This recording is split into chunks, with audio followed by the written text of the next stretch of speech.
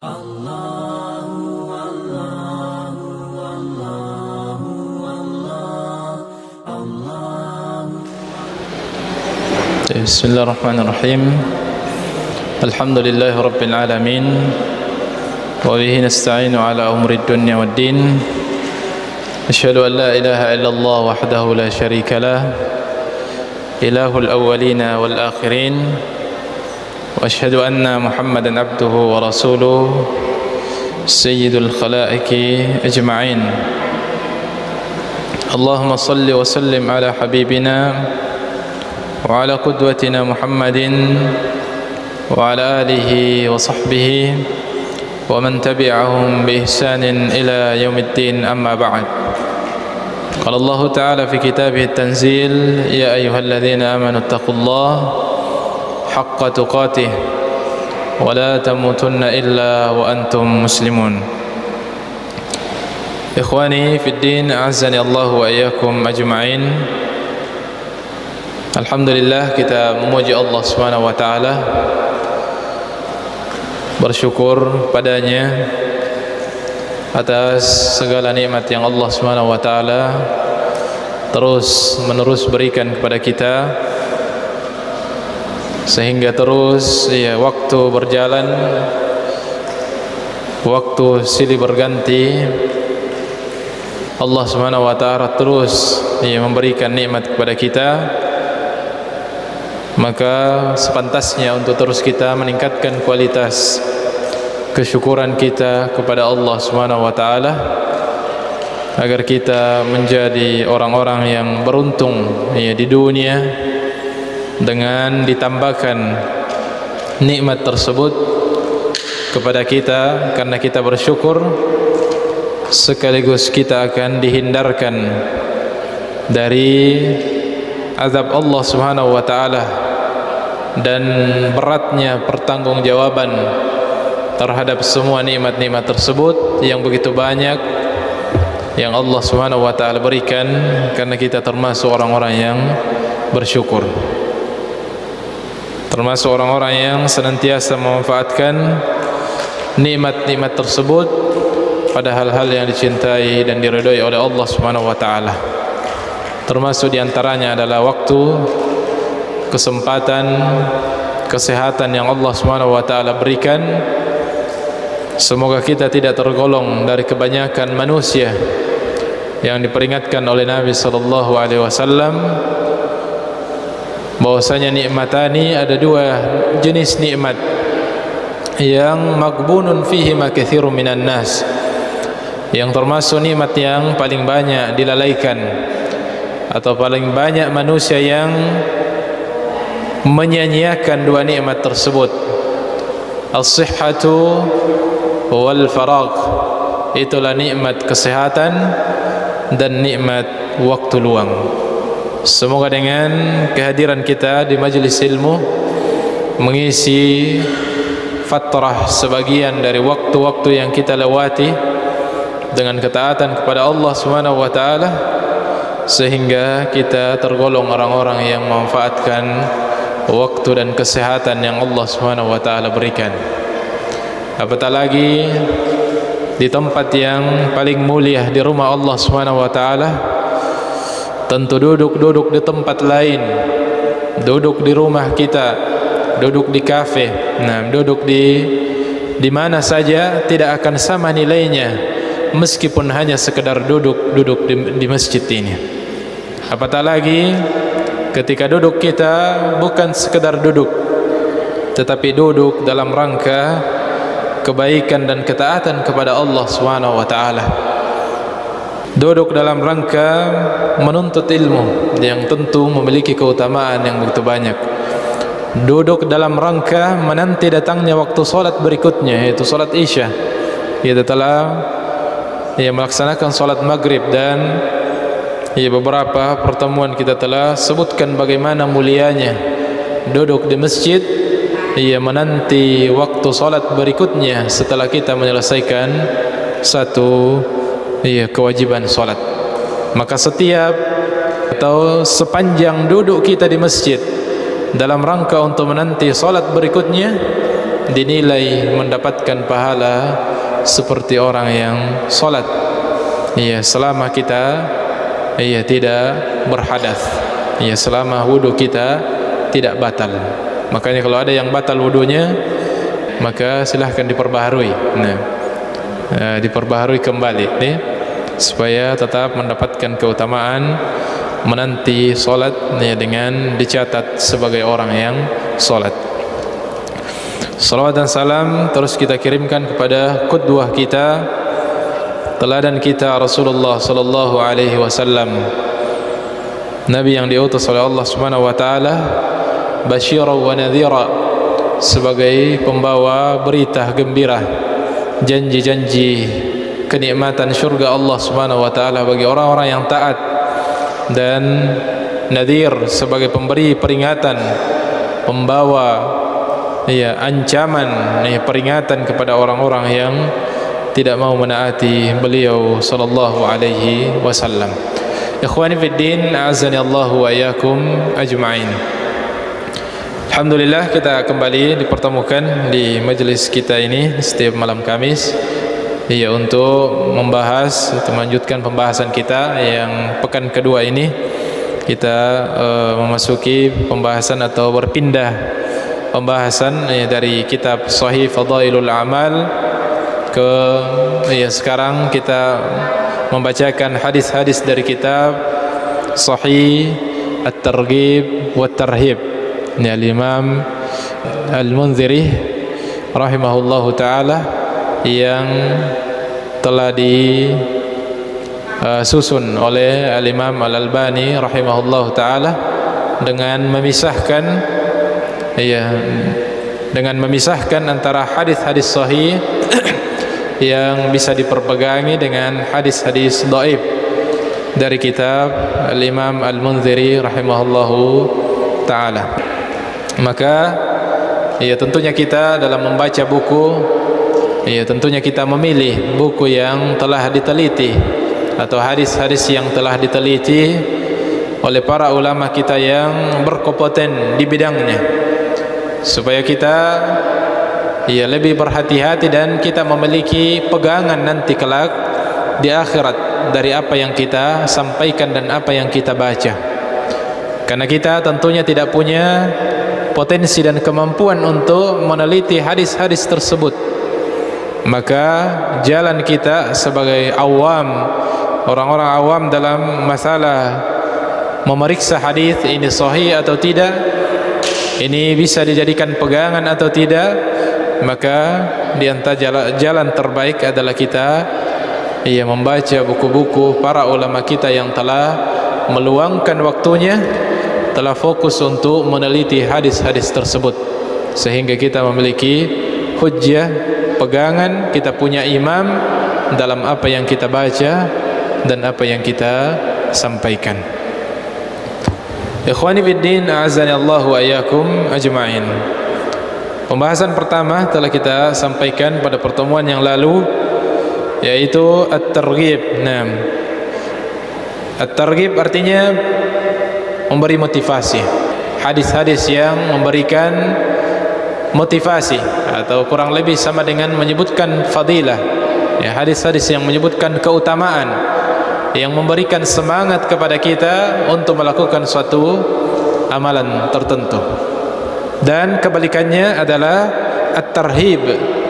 At-tarhib artinya menakuti atau memberikan peringatan untuk kita menjauhi suatu perbuatan tercelah, atau menyebutkan apa bahaya-bahayanya, nih, yang membuat kita merasa takut dan akan menjauhi dosa atau pelanggaran tersebut. Pada pertemuan, ya, yang lalu kita memasuki bab pertama atau pembahasan pertama, yaitu at-targhib. Nah, motivasi, targhib untuk, ya, ikhlas kepada Allah Subhanahu wa taala dalam setiap amalan. Dan Asy-Syaikh rahimahullah taala memulai dengan hadis yang sahih.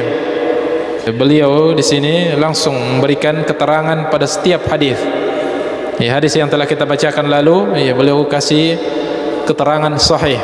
Nah, yang hadis yang cukup panjang yang membahas tentang ya 3 ya orang yang terjebak di dalam gua, dan kemudian masing-masing ya berdoa dengan amalan mereka yang mereka anggap itulah paling ikhlas yang pernah dia kerjakan sebelumnya. Dan dari hadis yang panjang tersebut ya begitu banyak faedah yang terkandung di dalamnya. Namun ya keterbatasan ilmu kita lah yang ya tidak bisa menyebutkan sebanyak-banyaknya. Namun di antara inti yang ingin Nabi SAW sampaikan adalah bagaimana kualitas amalan yang ikhlas. Ya, yang beliau ingin tekankan adalah bagaimana manfaat, ya, bagaimana keutamaan amalan yang dilakukan dengan ikhlas kepada Allah Subhanahu wa taala. Itulah amalan yang akan mendatangkan manfaat. Dalam kejadian ini, dalam peristiwa ini di dunia, ya langsung dirasakan bagaimana manfaatnya amalan yang dilakukan dengan ikhlas bisa memberikan, menjadi sebab pertolongan Allah Subhanahu wa taala kepada hambanya, ya di dunia, di saat menghadapi kesempitan-kesempitan dunia. Apalagi tentunya di akhirat kelak tidak ada amalan yang akan memberikan manfaat kepada kita kecuali amalan yang dikerjakan atas landasan keikhlasan kepada Allah Subhanahu wa taala. Maka amalan apapun ketika dibangun di atas keikhlasan, nah, baik amalan dalam bentuk mengerjakan sesuatu, sebagaimana 2 contoh yang telah kita sebutkan, dia dalam bentuk mengerjakan amalan, dan ada juga keikhlasan dalam bentuk meninggalkan sesuatu yang dilarang betul-betul karena Allah Subhanahu wa taala, maka itu juga akan mengundang karunia dari Allah Subhanahu wa taala dan rahmatnya. Dan juga di antara faedah yang tidak sempat kita sebutkan pada pertemuan yang lalu, bahwasanya bagi orang-orang yang mengingat Allah Subhanahu wa taala di masa-masa lapang, di masa-masa dia senang, di masa-masa dia berbahagia, maka Allah Subhanahu wa taala akan mengingatnya di saat dia butuh, di masa-masa sempit dan sulitnya. Sebagaimana sabda Nabi SAW, ta'arraf ila Allah fi ar-rakha'i ya'rifka fi syiddah. Kenallah Allah Subhanahu wa taala, mendekatlah, ingatlah Allah Subhanahu wa taala di saat engkau sedang lapang, di saat engkau sedang bergembira, di saat engkau sedang mencapai apa yang engkau inginkan, di saat engkau sedang sukses dan bahagia. Ingat kepada Allah Subhanahu wa taala untuk bersyukur, karena ada masanya nanti engkau akan berada dalam kesulitan, maka Allah Subhanahu wa taala akan mengingatmu. Ya'rifka fi syiddah, maka Allah Subhanahu wa taala akan mengingatmu di saat engkau kesulitan. Dan inilah yang terjadi pada 3 lelaki tersebut, yang ketika dalam kondisi lapang mereka mengingat Allah Subhanahu wa taala dan beramal dengan ikhlas kepadanya, maka tatkala mereka dalam kesempitan, dalam kesulitan yang tidak ada yang bisa menolongnya, maka Allah pun memberikan pertolongan kepadanya. Ikhwani fiddin, azanallahu wa iyyakum ajmain. Itu diantara atau hadis pertama yang beliau cantumkan untuk menjelaskan bagaimana kedudukan dan mulianya amalan-amalan dikerjakan atas dasar keikhlasan.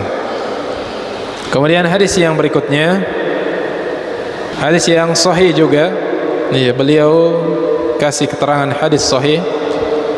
An Abi Furas, rajulun min Aslam, dari Abu Furas, seorang sahabat lelaki dari kabilah Aslam. Qal, beliau meriwayatkan, nada rajulun faqal, ada seorang yang berteriak dan berkata, ya Rasulullah, mal iman, wahai Rasulullah, apakah iman itu? Qala al-ikhlas. Nabi SAW menjawab, iman itu adalah al-ikhlas. Ini tentu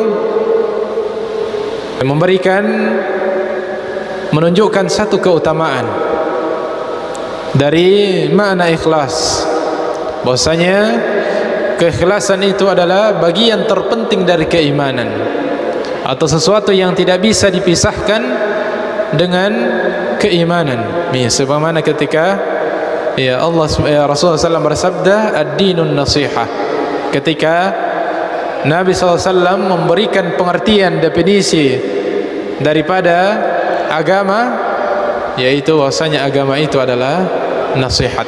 Ad-dinu an-nasihah, agama itu adalah nasihat. Ini menunjukkan kaitan yang sangat erat, atau bahkan tidak bisa sempurna keislaman seseorang tanpa ada nasihat di dalamnya, meskipun makna nasihat sangat luas cakupannya. Begitupun keikhlasan, keimanan tidak akan sempurna tanpa ada keikhlasan di dalamnya, atau keikhlasan merupakan bagian yang sangat penting dari keimanan. Keimanan akan cacat jika tidak dilandaskan kepada keikhlasan, atau bahkan tidak sah keimanan seseorang jika tidak dibangun di atas landasan keikhlasan. Maka ini menunjukkan keutamaan yang sangat penting. Makanya surah Al-Ikhlas dinamai surah Al-Ikhlas itu karena di dalamnya berbicara tentang keimanan yang murni, mensucikan Allah Subhanahu wa taala dari hal-hal yang tidak pantas. Dan memang kata ikhlas dari sisi bahasa artinya adalah memurnikan, membersihkan, menyaring, memisahkan antara yang buruk dengan, atau membersihkan sesuatu, melepaskan sesuatu dari hal yang kurang baik, atau memurnikan hanya kepada Allah Subhanahu wa taala. Maka surah Al-Ikhlas berisi tentang keimanan, berisi tentang konsep-konsep keimanan di dalamnya. Qul huwallahu ahad, katakanlah dialah Allah yang Maha Esa, memurnikan bahwasanya hanya Allah Subhanahu wa taala yang Maha Esa, Tuhan yang berhak untuk diibadahi, tidak ada ilah selainnya. Allahus Samad, yang Maha berdiri sendiri, tidak membutuhkan siapapun. Lam yalid wa lam yulad, yang tidak beranak, tidak pula diperanakkan. Walam yakul lahu kufuwan ahad, dan tidak ada yang setara dengannya. Itu ikhlas, memurnikan, mensucikan Allah Subhanahu wa taala dari segala bentuk kekurangan. Maka di antara makna ikhlas, di antara bentuk keutamaannya, sehingga disebutkan dalam hadis ini bahwasanya keikhlasan itu tidak bisa dipisahkan dengan keimanan, atau tidak akan sempurna keimanan tanpa dibangun di atas landasan keikhlasan. Kemudian hadis yang berikutnya yang beliau rahimahullah taala, Syekh Al-Albani rahimahullah taala memberikan penilaian atau derajat hadis, beliau sebutkan sebagai hadis yang sahih li ghairihi. Sahih li ghairihi, sahih dikarenakan hadis lainnya. Itu beberapa derajat hadis. Dia mencapai derajat sahih karena hadis-hadis lain yang mendukungnya, sehingga bisa sampai pada derajat sahih li ghairihi. Di mana Nabi sallallahu alaihi wasallam bersabda dari sahabat yang mulia, an Abi Sa'id Al-Khudri radhiyallahu taala anhu, anin Nabi sallallahu alaihi wasallam annahu qala, dari Abu Sa'id Al-Khudri radhiyallahu anhu, beliau meriwayatkan bahwasanya Nabi sallallahu alaihi wasallam bersabda fi hajjatil wada', pada momentum haji wada', haji perpisahan yang dikerjakan oleh Nabi sallallahu alaihi wasallam, yang pada momen tersebut banyak sekali nasihat-nasihat dari Nabi sallallahu alaihi wasallam yang menunjukkan nasihat-nasihat muwaddi', banyak nasihat-nasihat yang menunjukkan orang yang sebagai isyarat bahwasanya beliau sudah akan pergi. Banyak nasihat-nasihat berharga beliau kepada para sahabat dan pada umat seluruhnya pada momentum haji wada tersebut. Dan di antara nasihat beliau adalah hadis beliau SAW yang ada di hadapan kita, di mana beliau Rasulullah SAW bersabda, "Naddarallahu imra'an sami'a maqalati fawa'aha." Semoga Allah Subhanahu wa taala menjadikan bercahaya atau menjadikan berseri-seri wajah seseorang yang sami'a maqalati, yang mendengarkan ucapanku, yang mendengarkan hadisku, yang mendengarkan ilmu dari Nabi sallallahu alaihi wasallam, fawa'aha, lalu dia memahaminya. Ini keutamaan yang menuntut ilmu bagi orang-orang yang mendengarkan satu dari hadis, keutamaan mempelajari hadis-hadis Nabi SAW lalu memahaminya. Ia akan menjadi orang-orang yang berseri-seri wajahnya, akan bercahaya wajahnya, yang menunjukkan kemuliaan dan keutamaan dari Allah Subhanahu wa taala. Farubba hamil fiqhin laysa bifaqih. Dan boleh jadi ada orang yang menghafal, membawa hadis, menyampaikan ilmu, akan tetapi kepada orang yang lebih paham daripadanya. Ini Rasulullah SAW memotivasi untuk bagaimana menyampaikan hadis-hadis Nabi SAW kepada yang lainnya, meskipun mungkin orang yang menyampaikan ini tidak terlalu mendalami manfaat atau faedah-faedah yang ada dalam hadis tersebut, tetapi dia sampaikan kepada orang, dan boleh jadi orang yang mendengarkannya dia bisa mengambil faedah yang lebih banyak daripada orang yang menyampaikan hadis kepadanya. Ya, makanya banyak periwayat-periwayat hadis yang mungkin orang yang belakangan mendengarkan hadis justru lebih paham dan lebih banyak faedah yang mereka sampaikan di dalam buku-buku mereka ketimbang orang yang darinya dia mendapatkan ilmu itu. Kemudian beliau melanjutkan sabdanya, "Thalathun la yughallu." Ada 3 golongan manusia yang tidak akan dicelakai oleh orang lain, atau tidak akan, di antara maknanya al-ighlal artinya diganggu, dicelakai, dikhianati, atau di antara maknanya juga adalah tidak didengki atau tidak didendam kepadanya, tidak ada perasaan dengki manusia kepadanya, tidak ada perasaan hasad manusia kepadanya.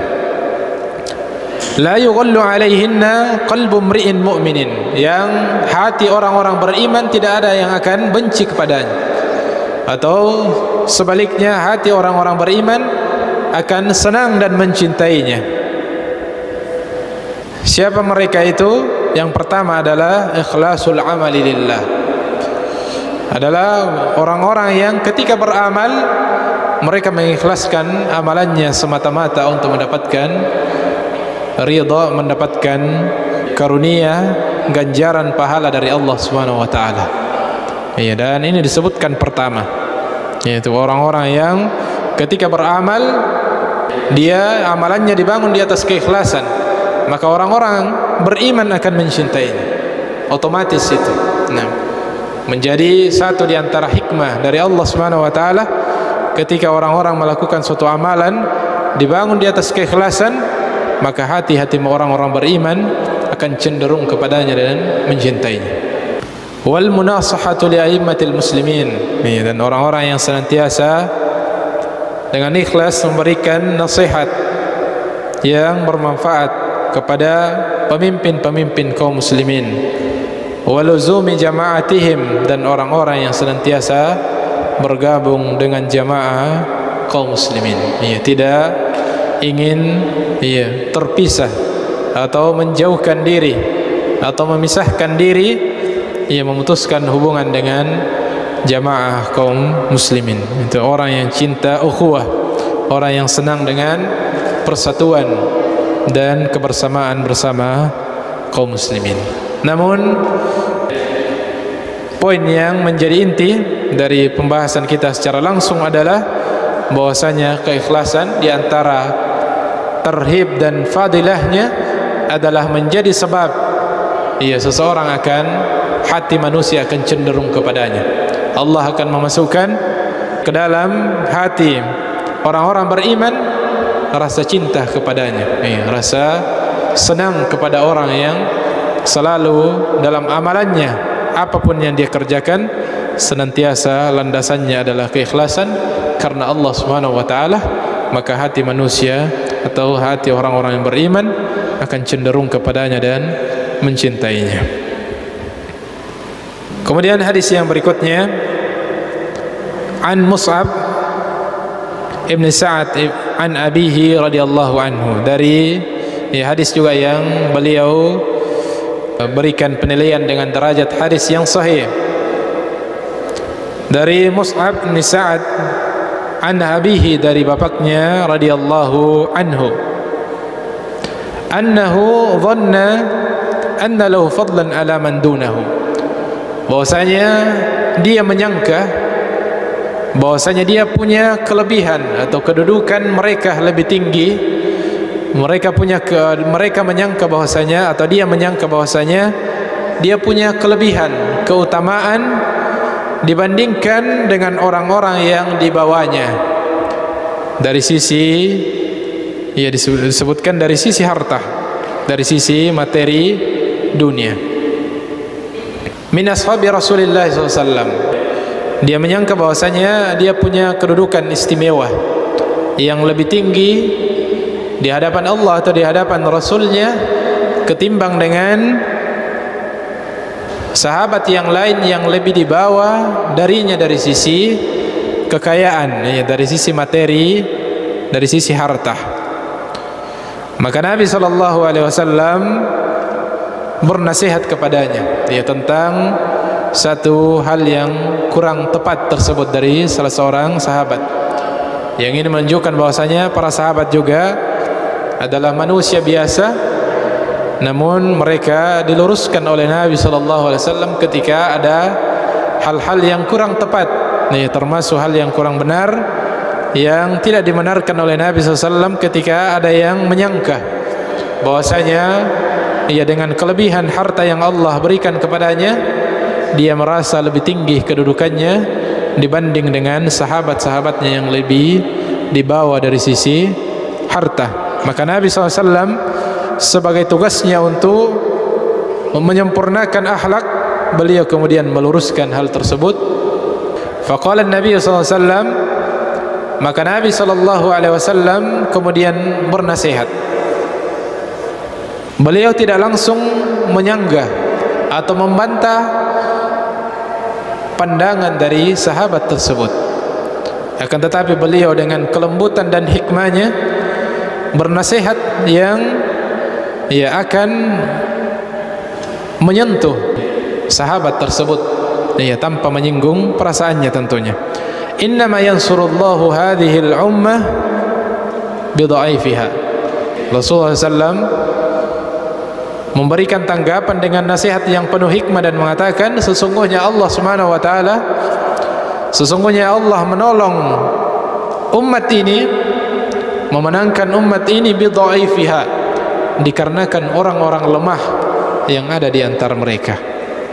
Jadi secara lembut, secara hikmah membantah pandangan sahabat tadi yang menyangka bahwasanya mereka punya kedudukan yang lebih istimewa dibanding dengan sahabat yang lemah di antara mereka, lemah dari sisi fisik atau lemah dari sisi ekonomi. Maka Nabi SAW meluruskan dengan mengatakan, innama yansurullahu hadhil ummata bidha'ifiha, sesungguhnya Allah Subhanahu wa taala menurunkan pertolongannya kepada umat ini di antara sebab terpentingnya adalah karena adanya orang-orang lemah di kalangan mereka, adanya orang-orang lemah, ada orang-orang miskin, ada orang-orang yang sakit di antara mereka. Dengan apa Allah Subhanahu wa taala menolong umat ini melalui orang-orang lemah tersebut bida'watihim, pertama dengan doa-doa mereka, menunjukkan doa orang-orang yang lemah adalah doa-doa yang mustajab. Boleh jadi mereka adalah orang-orang yang diremehkan di dunia, akan tetapi ketika mereka berdoa menggetarkan arsy Allah Subhanahu wa ta'ala. Wa salatihim, Allah menolong umat ini melalui orang-orang lemah dikarenakan karena salat-salat mereka. Boleh jadi salat-salat mereka, orang-orang yang lemah, orang-orang yang sakit, orang-orang yang miskin adalah salat-salat yang bernilai tinggi di mata Allah Subhanahu wa taala. Kemudian yang ketiga adalah wa ikhlasihim, dikarenakan keikhlasan mereka dalam melakukan amalan. Mereka berdoa dengan penuh keikhlasan. Mereka salat karena penuh dengan keikhlasan, dan amalan-amalan yang mereka kerjakan tidak mengharapkan apapun dari materi-materi dunia kecuali hanya mengharapkan dari Allah Subhanahu wa taala. Maka dengan itu Allah Subhanahu wa taala menurunkan pertolongan kepada umat ini, sehingga menjadi di antara sebab utama Allah Subhanahu wa taala menurunkan pertolongannya adalah dengan adanya orang-orang lemah di tengah-tengah kita. Maka tidak pantas untuk kita merendahkan, tidak pantas untuk kita meremehkan, mengucilkan orang-orang lemah yang ada di tengah-tengah kita. Boleh jadi mereka, doa-doa mereka adalah doa-doa yang didengar oleh Allah Subhanahu wa taala, yang menjadi sebab turunnya rahmat Allah dan pertolongannya kepada umat ini. Kemudian hadis berikutnya, hadis yang beliau berikan status atau derajat sahih li ghairi. Sahih karena hadis lainnya yang menguatkan. Anid Dhahhak Ibn Qais, dari Ad-Dhahhak Ibn Qais qal, beliau meriwayatkan qala Rasulullah sallallahu alaihi wasallam, maksudnya Rasulullah sallallahu bersabda, inna Allah tabaraka wa ta'ala yaqul, bahwasanya Allah Subhanahu wa ta'ala yang maha mulia, yang maha suci berfirman, tentunya ini hadis qudsi, ana khairu syarikin, aku adalah sekutu yang paling baik. Faman asyraka ma'i syarikan, maka siapa yang mengambil sekutu yang lain selainku, fahuwa li syariki, maka dia untuk sekutunya. Maka Allah Subhanahu wa taala akan menyerahkan dia dan urusannya kepada siapa yang dengannya dia mempersekutukan Allah Subhanahu wa taala. Ya ayuhan nasu akhlisu, wahai sekalian manusia, akhlisu a'malakum, ikhlaskanlah amalan-amalan kalian kepada Allah Subhanahu wa taala. Fa inna Allah tabaraka wa taala, karena sesungguhnya Allah Subhanahu wa taala la yaqbalu minal a'mali illa ma khulisa lahu, karena Allah Subhanahu wa taala tidak akan menerima suatu amalan kecuali apa yang diikhlaskan untuknya semata, kecuali apa yang diikhlaskan untuk Allah Subhanahu wa taala semata. Wala taqulu, dan jangan katakan, dan jangan lakukan atau jangan niatkan ketika beramal lalu mengatakan hadhihi lillahi walirrahim, ini karena Allah dan karena silaturrahim. Fa innaha lirrahim, karena itu akan berdampak hanya untuk silaturrahim saja, tidak ada didapatkan dari Allah Subhanahu wa taala. Maka jangan diniatkan dua niat yang sama, karena Allah dan karena silaturrahim. Wa laysa lillahi minha syai'un, dan tidak ada bagian untuk Allah Subhanahu wa taala, atau tidak ada untuk Allah Subhanahu wa taala akan memberikan balasan dikarenakan ada dua niat yang diniatkan. Wala taqulu, dan jangan katakan hadhihi lillahi wa liwujuhikum, dan jangan kalian meniatkan dan mengatakan ini karena Allah dan karena wajah kalian atau karena kalian, fa innaha liwujuhikum, karena amalan yang kalian kerjakan itu hanya untuk wajah-wajah kalian atau hanya untuk manusia. Walaysa lillahi minha syai'un, dan itu tidak ada untuk Allah Subhanahu wa ta'ala, sehingga tidak akan ada balasan dari Allah Subhanahu wa ta'ala. Ini tentu juga menunjukkan bagaimana nilai pentingnya niat kita kepada Allah Subhanahu wa ta'ala dalam melakukan amalan semata-mata untuk mendapatkan balasan dari Allah Subhanahu wa ta'ala. Adapun balasan-balasan dunia, maka itu adalah sesuatu yang mengikut, ya, sesuatu yang akan mengikut secara otomatis. Allah Subhanahu wa ta'ala akan mengikutkan balasan-balasan yang merupakan busyra ajilah, kabar-kabar gembira yang disegerakan, balasan-balasan dunia yang disegerakan. Akan tetapi niat kita mesti harus ikhlas kepada Allah Subhanahu wa ta'ala jika kita menginginkan balasan dalam bentuk balasan di negeri akhirat kelak, balasan dari Allah Subhanahu wa ta'ala.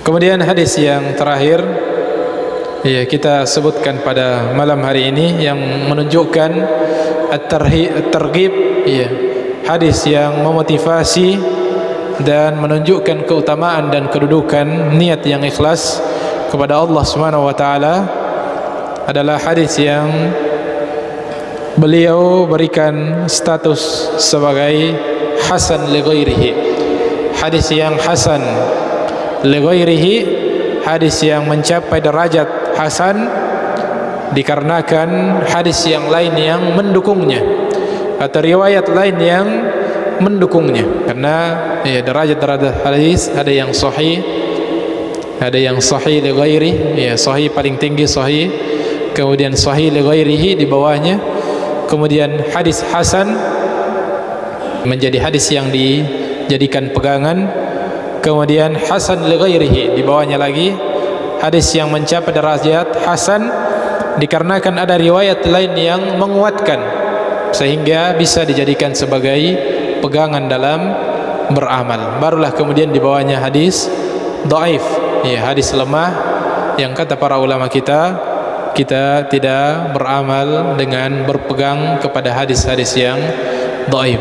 Apalagi di bawahnya hadis mungkar atau hadis maudhu', hadis yang memang hadis palsu yang tidak ada sampai kepada Nabi SAW riwayatnya. Maka ini adalah hadis-hadis yang tidak boleh sama sekali untuk dijadikan sebagai pegangan. Hadis ini hadis yang terakhir yang akan kita sebutkan, hadis yang ringkas yang beliau berikan derajat hadis sebagai hadis yang hasan li ghairihi, hadis yang asalnya lemah, akan tetapi karena ada hadis dan riwayat-riwayat lain yang mendukungnya, maka sehingga bisa sampai pada derajat hasan li ghairihi yang bisa dijadikan sebagai landasan motivasi atau landasan dalam beramal. An Abi Darda, dari sahabat Abi Darda radhiyallahu taala anhu, anin Nabi sallallahu alaihi wasallam qaal, dari Nabi SAW beliau meriwayatkan atau Rasulullah SAW bersabda, ad-dunya mal'unah, dunia itu dilaknat oleh Allah Subhanahu wa taala, dan makna laknat adalah ba'idatun 'anir rahmah, jauh dari rahmat Allah. Dunia ini dilaknat, mal'unun ma fiha, dan dilaknat segala apa yang ada di dalamnya. Artinya semuanya akan jauh dari rahmat Allah Subhanahu wa taala, segala apa yang ada di dalamnya, illa mabtughiya bihi wajhullah, kecuali apa-apa yang karenanya atau dikerjakan karenanya karena mengharap wajah Allah Subhanahu wa ta'ala. Dan di riwayat yang lain adalah dilaknat segala apa yang ada dalamnya illa dzikrullahi wa ma wala, kecuali zikir kepada Allah dan apa yang sejenisnya, wa alimun wa muta'allim, dan kecuali para orang-orang yang mengajarkan ilmu dan orang-orang yang belajar ilmu. Dan di hadis ini disebutkan illa mabtughiya bihi wajhullah, kecuali apa yang dilakukan karena Allah Subhanahu wa taala. Ya, maka perbuatan-perbuatan lain yang tidak dilandaskan karena Allah Subhanahu wa taala akan jauh dari rahmat Allah Subhanahu wa taala. Itu makna dari al-la'nah, makna dari al-la'nah. Maka ketika kita menginginkan segala tindak tanduk kita, amalan perbuatan kita, ucapan kita, gerak-gerik kita, bahkan aktivitas dunia kita menjadi aktivitas yang mendapatkan rahmat Allah Subhanahu wa taala, adalah hendaknya dibangun di atas niat, dan kita melatih diri kita untuk terus meluruskan niat kita di setiap kita melakukan amalan-amalan kebaikan. Semoga kita digolongkan oleh Allah Subhanahu wa taala minal mukhlasin, sehingga kita bisa berbahagia di kehidupan dunia dan meraih segala amalan-amalan kita dalam bentuk pahala di negeri akhirat kelak. Segala yang benar datang dari Allah. Jika ada hal-hal yang keliru atau dari keterbatasan kami secara pribadi, mohon diluruskan jika ada hal-hal yang keliru, dan kita beristighfar selebihnya kepada Allah Subhanahu wa taala dari segala kesalahan dan kekeliruan dengan doa kafaratul majlis. Subhanakallahumma wa bihamdik, asyhadu an la ilaha illa anta, astaghfiruka wa atubu ilaik. Wa akhiru da'wana alhamdulillahi rabbil alamin. Wassalamu alaikum warahmatullahi wabarakatuh.